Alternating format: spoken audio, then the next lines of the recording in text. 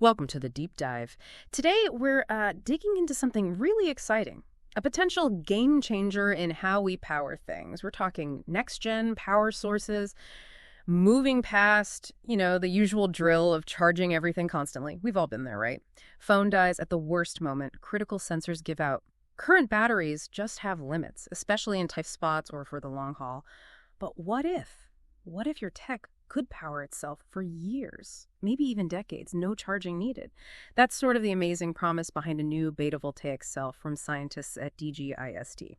Think stable, long life power for space missions, maybe even tiny devices inside the body. So let's get into it. Okay, first things first. For anyone maybe not familiar, what exactly are betavoltaic cells? How do they actually, make electricity? Right. Well, what's really cool is that they directly convert beta particles. These particles are emitted from radioactive decay, natural decay. Radioactive. Yeah, but hold on. It sounds maybe a bit intense, but these beta particles actually have excellent biological safety. They literally can't penetrate your skin. Ah, I see. So it's not like, a tiny nuclear reactor in that sense. Exactly. Think of it more like a solar cell, but instead of sunlight, it's using these beta particles to get electrons moving in a semiconductor. That flow is the electric current. And the big plus is, theoretically, they could run for decades. No maintenance. Decades. Well, but yeah, the practical side, that's always been the hurdle. Handling the radioactive sources safely, making sure the materials hold up over time. That's where progress was needed. Okay, that makes sense. Safety through non-penetration, super long life, but tricky to actually build reliably. So what did the DGIST team do differently? What makes their cell such a breakthrough?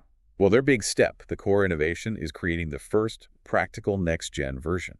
They directly connected an electrode made with carbon-14, that's the radioactive isotope, emitting the beta particles to something called a perovskite absorber layer. Perovskite. I've heard that name. It's a big deal in solar cells too, right? Exactly. It's a cutting-edge material, really efficient at converting energy light, or in this case, beta particles, into electricity.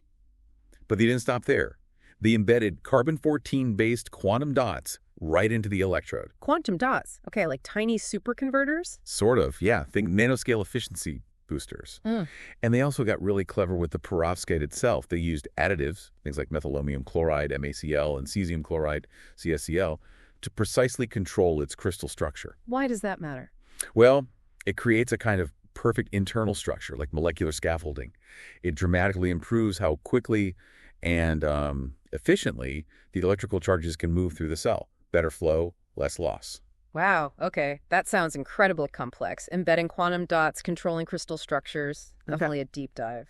But let's talk results. What does all this technical wizardry actually achieve? What kind of performance boost are we seeing? The numbers are pretty striking, actually. They achieved about a 56,000-fold increase in electron mobility compared to, older systems. 56,000, that's huge. What does that mean in practical terms? It means moving from what was often just a tiny trickle of current, barely usable, to a much more robust practical flow of electricity.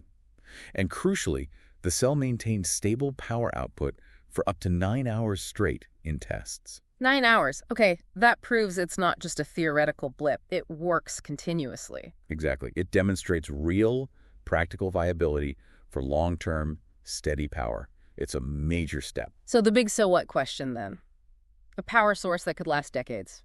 What does this unlock? What are the real-world applications? Oh, the potential is vast, especially anywhere you need power for a very long time without intervention.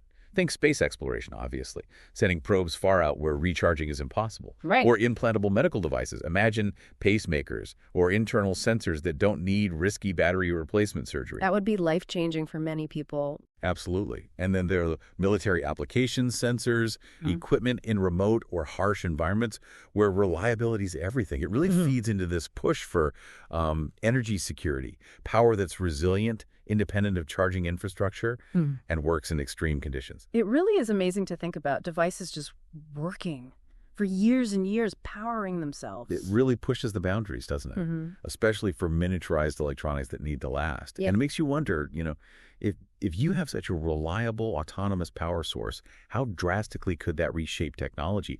What completely new things might become possible that we haven't even conceived of yet?